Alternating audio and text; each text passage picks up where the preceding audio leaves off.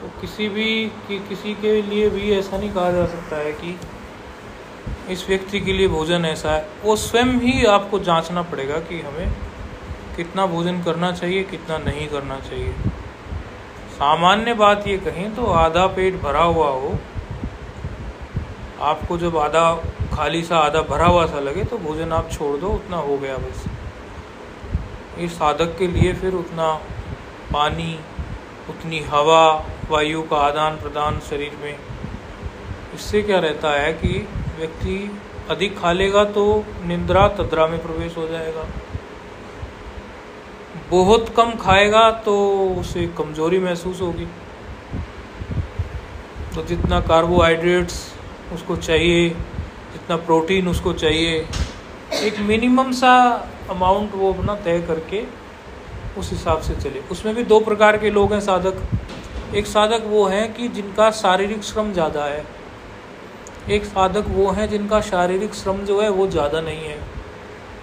तो ये तो स्वयं के विवेक से या अपने गुरुजनों से पूछ के, डाइटिशियन से बात करके या अपने स्वविवेक से, अलबत्ता तो जो साधक होता है उसका स्वविवेक ही उसको निर्देश कर देता है कि उसे इतना खाना चाहिए। अब ये बात खाने की क्यों बताई गई? क्योंकि खाने का इतना बड़ा योगदान है ध्यान में, बहुत बड़ा योगदान है। खाने की उन चीज़ों को नहीं खाओ जो पचने में बहुत देरी करे, क्योंकि जो पचने में देरी करेगी वो आपको जो भारी भारी होगी वो भी आपका पेट भारी कर देगी। यदि आप बिल्कुल स्वस्थ हैं, कोई समस्या नहीं है, तो कम से कम 6 घंटे का गैप आप दो भोजन के बीच में रखो। आपने जो भोजन किया, एक भोजन दूसरे जून का जो भोजन करोगे आप दूसरे टाइम का, उसमें कम से कम 6 घंटे का गैप हो। बीच में पानी तो ले सकते हो आप, लेकिन और कुछ, चाय भी मत पियो। चाय आपकी भूख को मार देगी, चाय आपके ध्यान शक्ति को कमज़ोर कर देगी। फिर इस प्रकार के भोजन पद्धति जब हम अपनी तय कर लेते हैं कि हमें ऐसा भोजन लेना है, फिर आराम से आप वो समय में, जैसे भोजन किए आपको 2 घंटे हो गए, 2.5 घंटे हो गए, तो ना तो उस समय आपको भूख है, और 2-2.5 घंटे के बाद, भोजन के 2-2.5 घंटे के बाद नींद आने के भी चांसेस थोड़े कम होते हैं। 2.5-3 घंटे के बाद भोजन अपना पच के वो अपना कर लेता है जो उसे करना है। आप फिर रोज़ थोड़ा 15 मिनट 20 मिनट बैठना चालू करो कि भाई बैठेंगे। बैठ के आपके पास वो समय होना चाहिए जिस समय में आपको कोई विशेष जिम्मेदारी ना खींचती हो। ऐसी स्थिति में बैठ के आप अपने विवेक को और पैना करें। विवेक को पैना करने के स्वाध्याय इत्यादि साधन तो आप लोगों को प्राय बताए हुए हैं। कोई भगवत गीता का स्वाध्याय कर रहा है, कोई आपका जिसको भागवत में रुचि हो भागवत देख रहा है, या कोई अपना व्याकरण ही पढ़ रहा है। इस प्रकार सामान्य रूप से अष्टावक्र गीता इत्यादि सामान्य रूप से तो आप स्वाध्याय कर ही रहे हैं, वो करने ही हैं। उसके अलावा जो सामान्य रूप से आप साधना कर रहे हैं, उसके अलावा आप अपने 15 मिनट ऐसे दीजिए विवेक के कि संसार की नश्वरता, 2 प्रकार के से साधन बनता है, एक अन्वय से, एक व्यतिरेक से। व्यतिरेक मार्ग में आपको नेति मार्ग से चलना है। नेति मार्ग मतलब ना इति ना इति ना इति ना इति। ये जो कुछ भी हम सोच रहे हैं वो है नहीं, जो कुछ भी देख रहे हैं वो है नहीं, इसका कोई अस्तित्व ठोस नहीं है नहीं मतलब ये तो दिखेगा ही, ये मिट नहीं जाएगा। ज्ञान के बाद भी पंखा दिख रहा है, एसी दिख रहा है, वो ज्ञान के बाद भी पंखा भी दिखेगा, एसी भी दिखेगा, लेकिन जो कुछ भी आपको दिख रहा है वो सब आपको उसके अस्तित्व जो है वो ठोस नहीं दिखाई देगा। ये इतना ठोस नहीं है कि जो भी रिश्ता नाता, जो भी आपका मन जितनी भी कल्पना कर सकता है, वो सारी कल्पनाएं आपको मिथ्या है। इनका मेरे स्वरूप से कोई लेना देना नहीं है, मेरा स्वरूप इनसे असंग है, मैं इनसे असंग हूँ। ये हो गया व्यतिरेक मार्ग, कुछ चीज़ को अलग हटा दिया। जैसे हंस जो है व्यतिरेक मार्ग, उसका दूध को अलग कर दिया तो पानी को अलग कर दिया, दूध अलग निकल गया। यानी कि जिसको आप नश्वर कोटि में समझते हो, ब्रह्म से भिन्न जो है, जो चीज़ कभी मिट नहीं सकती, किसी देश में किसी काल में जो परिचिन्न नहीं होती, कभी मिट नहीं सकती, जो हमेशा है, और शाश्वत चीज़ से उस शाश्वत वस्तु से भिन्न सब कुछ जो कुछ भी है उसको व्यतिरेक मार्ग से अलग कर दिया। तो ये तो हो गया व्यतिरेक मार्ग। दूसरा हो गया अन्वय मार्ग। अन्वय मार्ग मतलब जहाँ भी जो भी दिखता है वासुदेव सर्वमिति। वासुदेव भी क्या है, आप वैसा वासुदेव नहीं समझो कि जो कृष्ण भगवान के रूप में जन्मे हैं वो वासुदेव है, जो सब जगह बस रहा है ऐसा वासुदेव, ऐसी उसकी व्युत्पत्ति आप समझें। ऐसा समझे कि सब जगह बस रहा है, किसी देश में काल में कहीं किसी वस्तु में परिच्छिन्नता नहीं है। ऐसे उस ईश्वर की सत्ता सदा है, पहले भी थी, आज भी है, फिर भी रहने वाली है। वासुदेवम सर्वमिति। तो ऐसा आप अन्वय मार्ग से भी चल सकते हैं। अन्वय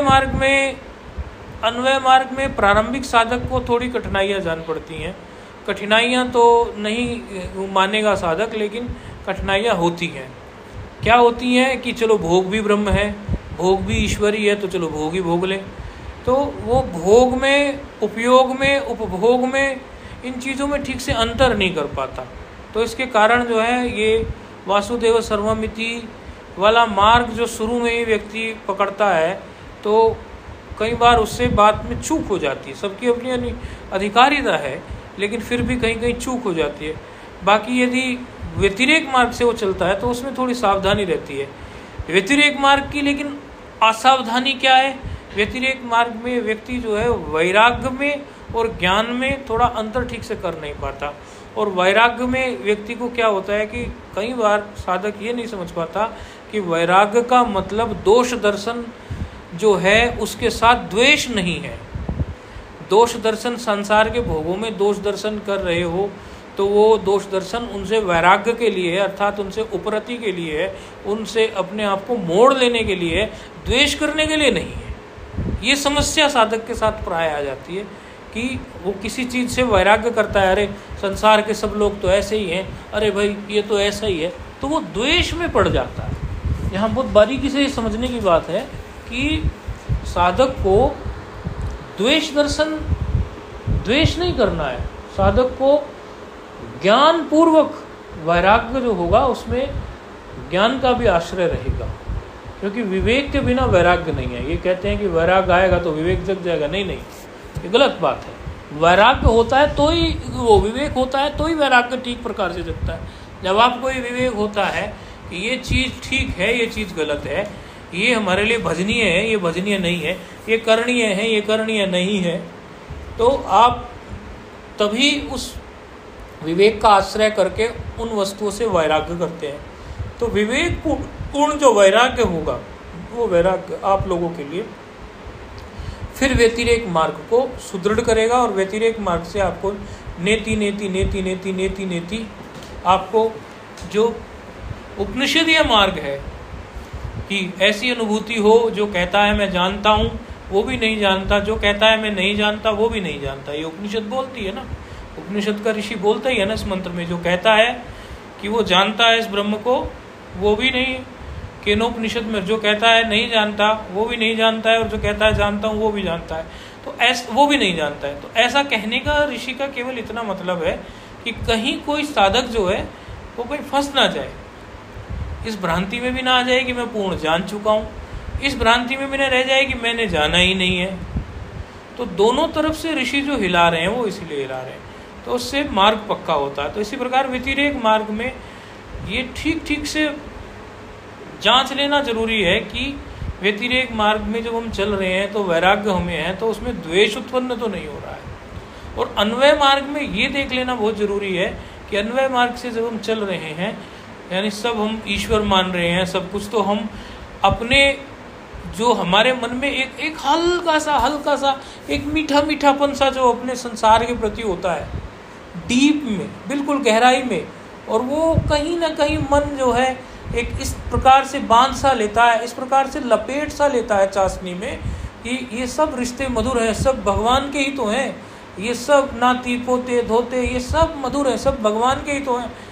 ये बारीक एक थिन लाइन जो बीच में होती है, एक बारीक सी, जिस थिन लाइन से ये पता चलता है कि कर्तव्य क्या है और कर्तव्य करते हुए हम जीवन जी रहे हैं या राग में रच के पच के हम जीवन जी रहे हैं। और ओढ़नी ओढ़ लेंगे हम किस चीज़ की, कि हम तो जो हैं वासुदेव सर्वमिति, ईश्वर सर्वत्र है, तो सब ओर से हम तो ईश्वर की सेवा ही कर रहे हैं।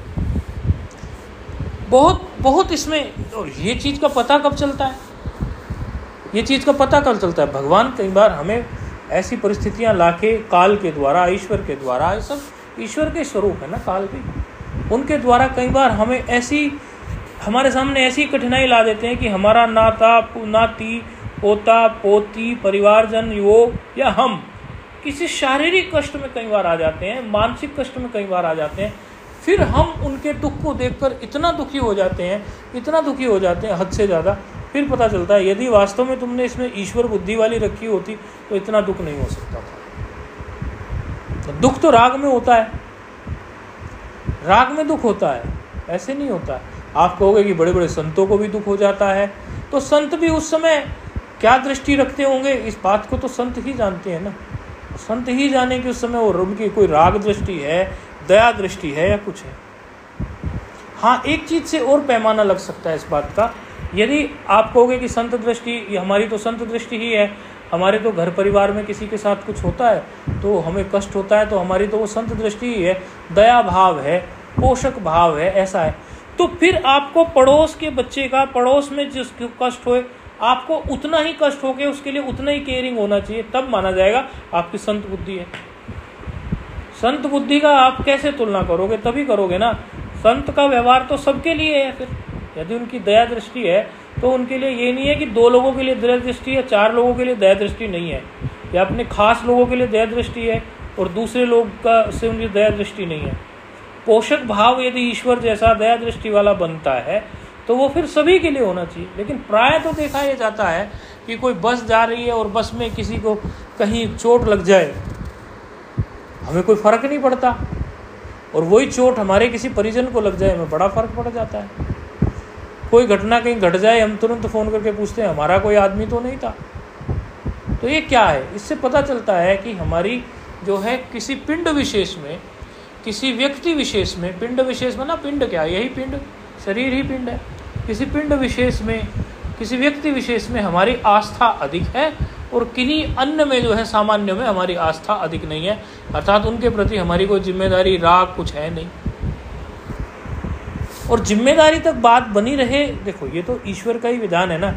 सबके अपने घर होते हैं, गुरु के अपने एक आश्रम होते हैं, शिष्य होते हैं, सबके लिए एक व्यवस्था है, उतने उतने की वो रक्षा कर सकता है, पूरे राष्ट्र की वो रक्षा नहीं कर सकता, सबकी सामर्थ्य उतनी नहीं है। लेकिन जितनी उसे जिम्मेदारियां मिली है, उन जिम्मेदारियों में अन्वय मार्ग के अंतर्गत ये बात बता रहे हैं, जितनी उसे जिम्मेदारी मिली है वो उतनी जिम्मेदारी को, उतने कर्तव्य को वो कर्तव्य पूर्वक पालन कर रहा है या राग पूर्वक। ये बहुत बारीक सी चीज़ है, इस बारीक सी चीज़ को जांचना बहुत ज़रूरी है। यहाँ यही दिक्कत होती है। नहीं तो देखो, आप समझ लो आपके हमारे कई ऐसे परिजन रहे होंगे जो बुजुर्ग हो गए या वो गुजर गए, वो शरीर नहीं है उनका, कितना दुख हुआ। अभी क्या है, कुछ भी नहीं, समय के साथ ढल गया, कितना दुख हुआ होगा उस समय। आगे जो घटनाएं घटेगी, क्या घटनाएं घटेंगी, वो सब घटनाओं में भी हमें कैसा राग है हमारा। ये संसार जो है ये एक प्रयोगशाला है, इसमें आप अन्वय मार्ग से चल के अपना साधना का मार्ग पकड़ लो, या आप जो है व्यतिरेक मार्ग से पकड़ लो। आपको ये लगता है कि आपका बुद्धि इतनी अच्छी है कि अन्वय मार्ग में आप सबके प्रति समान दृष्टि आप रख पाते, क्योंकि व्यवहार भिन्न हो सकता है। अब किसी माँ के 4 बेटे हैं, 4 बेटों के साथ माँ एक जैसा व्यवहार नहीं कर सकती। एक बेटे की कफ की नेचर है, जिसको खांसी बहुत होती है कफ की, तो वो उसको गर्म काढ़ा ही देगी, उसको वो ठंडा शीत, ठंडा जल, ठंडा कोई ठंडी चीज़ नहीं दे सकती। एक बेटा उसका है, वो खेत में दिन भर दोपहरी में भी काम करता है, तो उसे लगेगा मेरे बेटे को लू ना लग जाए, तो हो सकता है वो उसको प्याज खिला दे। और दूसरा कहने लगे मुझे प्याज दे, वो कहेगी नहीं, तेरे लिए प्याज की क्या ज़रूरत है, अरे तू वैष्णव परंपरा से साधना कर रहा है, तुझे प्याज की ज़रूरत क्या है, अपने आराम से बैठ के एक जगह रहता है, उसे कोई और ऑल्टरनेट देगी। तो 4 बच्चों को माँ 4 प्रकार से उनकी व्यवस्था बिठाएगी। ये एक बात है कि चारों को अलग अलग प्रकार से उनकी व्यवस्था माँ बैठा देगी। लेकिन ये नहीं है कि सबकी व्यवस्था वो एक जैसे सिद्ध है। इसी प्रकार से ईश्वर ने भी सारे, ईश्वर के ही सब बच्चे हैं, सबकी व्यवस्था अलग अलग प्रकार से दी हुई है। संतों में भी कई प्रकार के संत होते हैं, कई संप्रदाय होते हैं, अलग अलग संप्रदाय की अलग अलग मान्यताएं हैं। लेकिन ये सब चीज़ें जो हैं आपको एक चीज़ तो आपको बिल्कुल कॉमन सिखाती है, मन के ऊपर वश करना, मन के ऊपर नियंत्रण करना, उसको एक खुले से मर्यादित करना, नियमित करना। क्योंकि ऐसा करने से क्या होगा कि आपकी बुद्धि जो होगी वो सूक्ष्म होती चली जाएगी। आपके अंदर जो है, जब आप मन को नियंत्रित करने चलेंगे तो विवेक और वैराग्य के आश्रय के बिना होना नहीं है। तो साधन चतुष्टय जो है वो आपके अंदर प्रवेश कर जाएगा, जो वेदांत की अधिकारिता ले आएगा। ज्ञान का अधिकारी किसी जाति धर्म संप्रदाय से अधिकारिता प्राप्त नहीं होती। कोई कहने लगे कि अगर ब्राह्मण को ज्ञान का अधिकार है, अमुक यज्ञ करने में ब्राह्मण का अधिकार है, अमुक में नहीं है, ये बातें धर्म के आधार पर कही जा सकती हैं। लेकिन ज्ञान की जहाँ तक बात है, ज्ञान में तो स्त्री पुरुष शूद्र कोई जाति धर्म विशेष का कोई कुछ भी नहीं है। उसमें क्या है तो बोले साधन चतुष्टय। व्यक्ति शमदम वाला है कि नहीं है, तो ये श्रवण का अधिकारी है, तभी वो श्रवण कर सकता है। ज्ञान का श्रवण उसके लिए तभी बन सकता है यदि वो साधन चतुष्टय का अधिकारी, साधन चतुष्टय करके आया है। वो शमदम तितिक्षा समाधान इत्यादि जो पूरे के पूरे साधन उसके अंदर है। तो आप अन्वय मार्ग से चलो या व्यतिरेक मार्ग से चलो, आपको लगता है कि आप अन्वय मार्ग से आप चल सकते हैं, आपके अंदर वो निष्पक्षता है कि आप सभी के प्रति दया भाव, आप सभी के प्रति ईश्वर बुद्धि रख के आप जीवन जी सकते हो, तो अन्वय से चल सकते हो। लेकिन हमारा मानना ये है कि प्राय साधक पे अन्वय में भूल होती है। खास तौर पे जो साधक जो है कहीं ग्रस्त इत्यादि में रहते हैं, वो अन्वय मार्ग में कई बार चल नहीं पाते। तो व्यतिरेक में चल लो, लेकिन फिर भी किसी को लगता है कि मैं अन्वय में चल सकता हूँ, तो अन्वय मार्ग से चल लो। सब ईश्वर, देखो इस बात का अभ्यास तो आज ना कल करना ही पड़ता है। वैसे अन्वय मार्ग में भी कि या व्यतिरेक मार्ग में भी ये तो मान के चलना पड़ता है, मार्ग कोई भी हो, ये सारी व्यवस्था को करने वाला ईश्वर है। समर्पण भाव तो दोनों ही मार्ग में लाना पड़ेगा, अन्वय मार्ग हो या व्यतिरेक मार्ग हो, क्योंकि ये आपको भी बिल्कुल हर व्यक्ति को, ये चाहे वो कितना ही बड़ा वेदांती हो और चाहे वो कितना ही बड़ा द्वैतवादी हो, अद्वैतवादी हो, शांकर द्वैत हो, विशिष्टाद्वैत हो, कोई भी हो, ये हर व्यक्ति को समझना पड़ेगा कि शक्ति की जहाँ तक बात आएगी उसमें अल्पज्यता और सर्वज्ञता आने वाली ही है। पिंड विशेष की, व्यक्ति विशेष की, सबकी शक्ति भिन्न भिन्न है, तो ईश्वर की और जीव की शक्ति भी भिन्न है। ज्ञान मात्र में, चेतन मात्र में दोनों समान है, लेकिन शक्ति की जहाँ तक बात आएगी तो वहाँ अल्पज्यता और सर्वज्ञता की उपाधि अटकी हुई है ही। ईश्वर सर्वज्ञ है, और जब वो अपने आप को जीवात्मा मानता है तो वो अल्पज्ञ ही रहने वाला है। अपने आप को यदि ज्ञान स्वरूप मानने लगेगा तो फिर शक्ति की कोई बात ही नहीं आएगी। यदि आप अपने को इंस्ट्रूमेंट मानते हो, पंखा लाइट ये सब मानते हो, तो आपके अंदर सबके अंदर अलग अलग तरह से इंस्ट्रूमेंट का काम चल रहा है। पंखा का घूमने का काम है, लाइट का जलने का काम है। पंखे में भी छोटा पंखा हो सकता है, बड़ा पंखा हो सकता है। छोटे पंखे की अलग कैपेसिटी है, बड़े पंखे की अलग है, एसी की अलग है, लेकिन इलेक्ट्रिसिटी उनमें सब में एक है। इलेक्ट्रिसिटी मतलब पावर, और अपने वेदांत मार्ग में उसको कहो चेतन। चित जो है, चेतन जो है, ज्ञान जो है, वो चेतनता तो सब में समान है। ईश्वर की चेतनता और किसी जो अपने को जीव कहता है उसकी चेतनता में कोई भिन्नता नहीं है। और इसके लिए, इस ज्ञान को जानने के लिए किसी जाति धर्म संप्रदाय का होना नहीं जरूरी है, इसके लिए साधन चतुष्टय का होना जरूरी है। साधन चतुष्टय से क्या होगा, एक बात समझिए आप, जिसके अंदर शम होगा, दम होगा। एक वैज्ञानिक भी, आप अब्दुल कलाम की जीवनी को पढ़ेंगे तो अब्दुल कलाम की जीवनी से आपको ये पता चलेगा कि जो राष्ट्रपति हुए और वैज्ञानिक हुए अब्दुल कलाम जी, उनके जीवन में भी उनका ये मिलेगा कि कई दिन की ब्रेड सूखी हुई लेबोरेटरी में जाने के बाद खानी पड़ती थी, बाहर से भोजन ही नहीं मिलता था। तो शम दम तो उनके जीवन में भी है, जब वो एक खोज को प्राप्त करना चाहते हैं, एक विशेष खोज करना चाहते हैं। और आज का साधक चाहता है कि बिना शम दम के डायरेक्ट मैं वेदांत को सुन लूँ और मुझे ज्ञान मिल जाए। ऐसा संभव नहीं, आज तक ऐसा नहीं हुआ, अभी भी कैसे होगा। जब भी आप कुछ विशेष करने चलोगे तो आपको उसके लिए तैयारी करनी पड़ेगी। अब्दुल कलाम की तैयारी थी कि मैं भूखा रहूँगा, प्यासा रहूँगा, लेकिन एक अच्छी मिसाइल का निर्माण करूँगा, एक भारत के लिए कुछ अच्छे युद्ध के संसाधनों का अच्छी खोज मैं करूँगा। इसीलिए उन्होंने शम दम को स्वीकारा।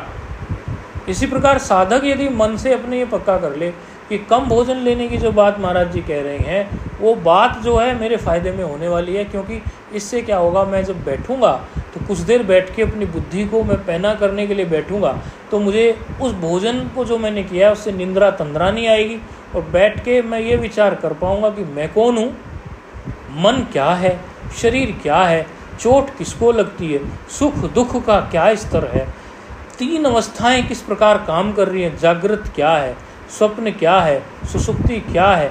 ऐसा कौन है जो सुसुप्ति में जाकर भी फिर सुसुप्ति की सारी खबर लेके वो जागृत अवस्था में कहता है, क्या खबर लेके कि बाकी सब तो मुझे नहीं पता, लेकिन इतना पता है, अहम सुख वापसम न किंचित वेदेशम, मुझे बड़ा सुख हुआ सोने में, मैं तो घोड़े बेच के सोया, मुझे सोने में बड़ा आनंद आया, और मुझे अभी जो है बिल्कुल विश्राम के बाद से बड़ा फ्रेश फील कर रहा हूँ। ये किसने बताया? स्वप्न में कौन था जो सारी सृष्टि का निर्माण कर रहा था और सारी सृष्टि को समेट रहा था? ऐसा कौन था? जागृत में ये कौन है? तो जागृत स्वप्न सुसुप्ति तो सबके लिए ही है। समाधि अवस्था जिसे प्राप्त नहीं है, चलो वो समाधि का विचार नहीं कर सकता, लेकिन जागृत स्वप्न सुसुप्ति का विचार तो प्रत्येक व्यक्ति कर सकता है। तो बैठ के जब वो 15 मिनट 20 मिनट बैठेगा, निंद्रा तंद्रा नहीं होगी। विचार को किसी साधक ने हमसे एक बार पूछा, विचार तो चलता नहीं है, बैठती दुनिया भर की पट्टी चलने लगती है। वही तो नियंत्रण करना है, वही तो नियंत्रण में लाना है, वही तो नियंत्रित करना है। आप जब बैठो अपने साधन के लिए, आप उन विचारों को चलाओ जिन विचारों को आप चाहते हैं। उसके लिए हो सकता है आप नोट्स बना के रखें प्रतिदिन के, उसके लिए हो सकता है आप किसी पुस्तक का आश्रय लें कि मैं थोड़ा सा पढ़ता हूँ, फिर पढ़ के मैं उसी में खो जाता हूँ उसके चिंतन में। यदि शुरू में आपका चिंतन स्वयं से नहीं चलता वैसा, तो 20 मिनट 25 मिनट आपका जप इत्यादि जो करते हैं उससे अलग, आपका स्वाध्याय जो करते हैं उससे अलग ये बात आपको बता रहे हैं। पूर्णिमा निमित्त ये बात आपको बता रहे हैं। आप जो जप ध्यान करते हैं उससे अलग ये साधन। 20 मिनट आप बैठो, अपने जिस भी आसन में बैठना है, कुर्सी पे बैठना है, अपने बेड पे बैठना है, अपनी ज़मीन पे बैठना है, कैसे बैठना है वो आप देखिए।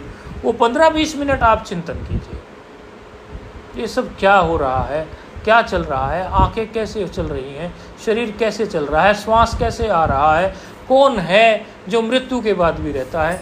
सब बातों का विचार करो आप। रोज एक एक चीज़ पकड़ के आप विचार करना चालू करो। एक एक चीज़ पकड़ के आप विचार, 20 मिनट आप केवल उस विचार में दो। एक एक चीज़ पकड़ लो। आज मैं शरीर के विज्ञान को समझने की कोशिश करूँगा। शरीर में क्या होता है, श्वास किधर से किधर जा रहा है, बैठे बैठे कैसे हो रहा है, श्वास के साथ गहरे उतर जाओ। फिर कभी लगाओ कि ब्रह्म जो है उसके की तो हम जान नहीं सकते, लेकिन फिर भी शास्त्र ने ब्रह्म के कुछ लक्षण बताए हैं, सोपाधिक ब्रह्म के बताए हैं, सच्चित आनंद रूप बताया है। तो सच्चित आनंद रूप किस प्रकार से है, विचार कीजिए। आप प्रतिदिन विचार करते करते देखेंगे कि आपका विचार करने की शक्ति इतनी विकसित होने लगी है कि अब आप संडास में भी जा रहे हैं तो आपको विचार वही चलता है जो आप चाहते हैं। ये प्रैक्टिस करना कि मैं वो विचार करूंगा जो विचार मैं करना चाहता हूँ, यदि इसकी प्रैक्टिस आप 20 मिनट रोज करें, अन्वय मार्ग को देखते हुए करो, व्यतिरेक को देखते हुए करो, और आपको कुछ लगता है उसको देखते हुए करो, लेकिन वो विचार करो जिस विचार को आप करना चाहते हो। और उसमें आपको एक खुराक बड़ा, मतलब क्या खाना है क्या नहीं खाना है, ये विवेक करके जो आप रहोगे तो उससे अच्छी बात ये रहेगी। सबसे पहले शुरू होते हमने बोला ये खाना है ये नहीं खाना, क्योंकि आहार जो आपका जा रहा है, और खाने ना खाने की बात नहीं है, आप ज़्यादा आँखों से भी इधर उधर की चीज़ें देखने के चक्कर में मत पड़ो। शंकराचार्य जी ने आहार तो 5 से ही बताया, आँख नाक कान मुंह सबसे आहार लेना बताया।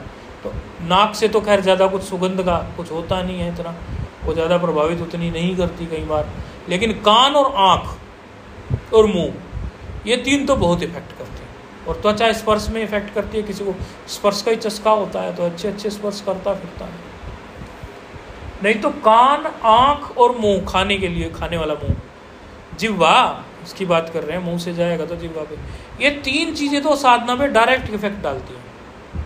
कान से आपने क्या सुना बहुत इफेक्ट डालती है, आपका पूरा जो मन में पट्टियाँ चलती हैं वो आपके कान से आपने लिए।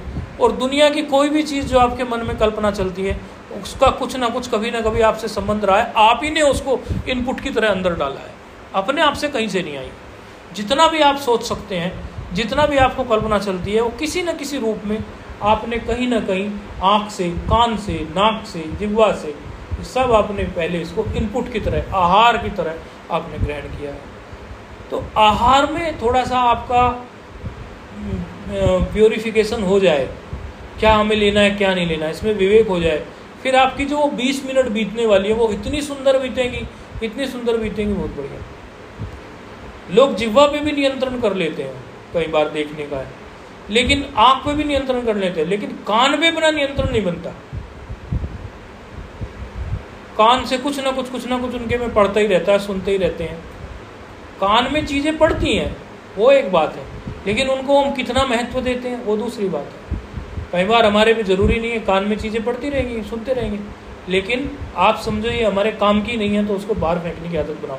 और मैं सच कह रहा हूँ आप लोगों को, यदि आपने अभ्यास करना चालू किया, आपके कान में कोई कितना भी कुछ भी कह ले, लेकिन जो आपके काम की बात है आपके अंदर हो जाएगी। दुनिया में इतने सारे दृश्य हैं, आप जाते हो, रास्तों से जाते हो, सारे दृश्य में आप कहाँ इतना ध्यान देते हो? जितनी जरूरत है उतना ध्यान देते हो आप। तो आपकी आँख, कान, नाक, जीभ ये सब असंग है। ऐसी बात नहीं है कि यही संग करते हैं। यदि जिह्वा संग करती तो आज मीठे को ही वो ये कहती कि मैं खट्टा नहीं खाऊंगी, मैं तो केवल मीठा ही खाऊंगी, अब मैं मीठे की सगी हो गई। नहीं, वो तो खट्टे की भी सगी है, वो तो कड़वे की भी, जैसी जैसी राग और उसके प्रति द्वेष कुछ कड़वे के प्रति भी रखती होगी। किसी एक चीज़ की वो सगी नहीं है।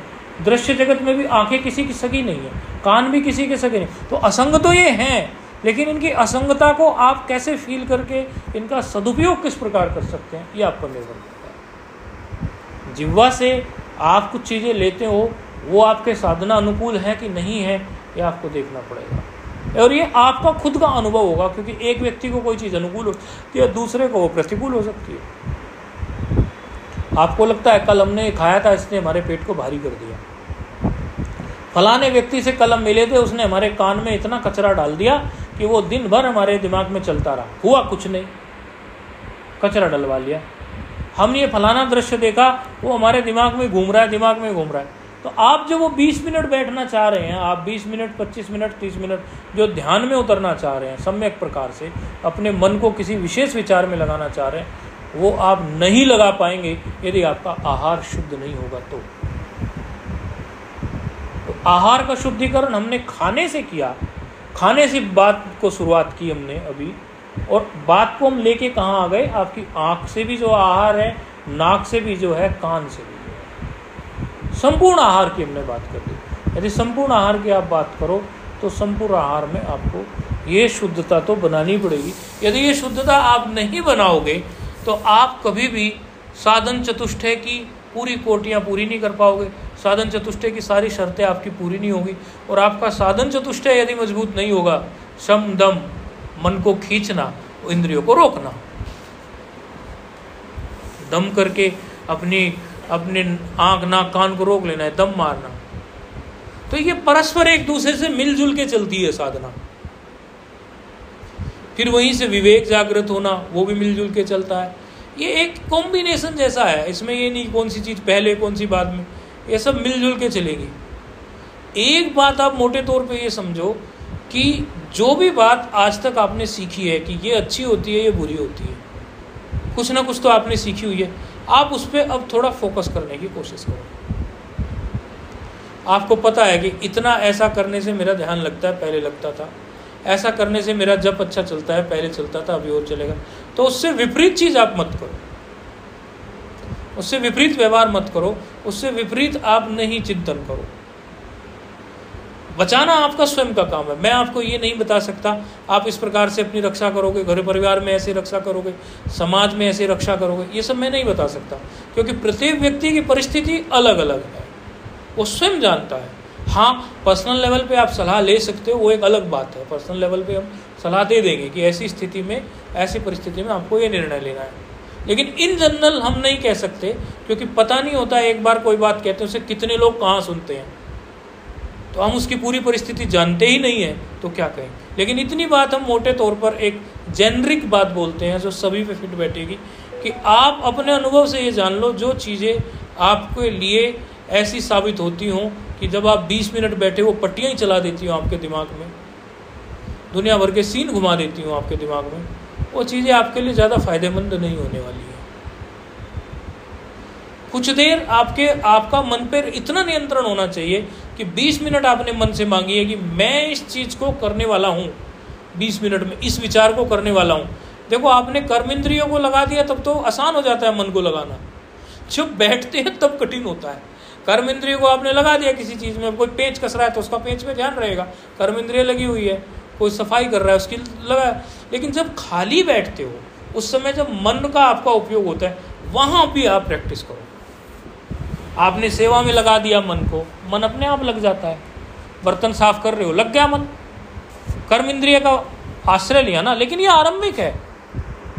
कर्म इंद्रिय का आश्रय लेकर मन को नियंत्रण में करना ये थोड़ा आरंभिक है। यदि आप अभी वहां भी नहीं पहुंचे तो पहले वहीं पहुंचो, कहीं किसी सेवा में लग जाओ कर्म इंद्रिय को लगा कर। लेकिन आप चूंकि कुछ पुराने साधक भी हैं तो उसमें आप मन को ही ऐसा ट्रेन करने की कोशिश करो कि 15-20 मिनट मैंने उससे मांगे, ये 20 मिनट में तो मैं इसको इस प्रकार के विचार करवाऊंगा अपनी स्टॉप वॉच लगा के मोबाइल इत्यादि में, या कैसे भी 20 मिनट घंटे में देखकर आप दीवार घड़ी इत्यादि जैसे भी, कि ये 20 मिनट में इसको इस विचार में झोंक देना चाहता हूँ, इसके बाहर मैं मन को नहीं जाने दूंगा। और वो डाइट जो मैंने बताई, आहार जो बताया, वो सब इसमें उपयोगी होने वाला। ठीक है, आज के लिए बस इतना ही काफी।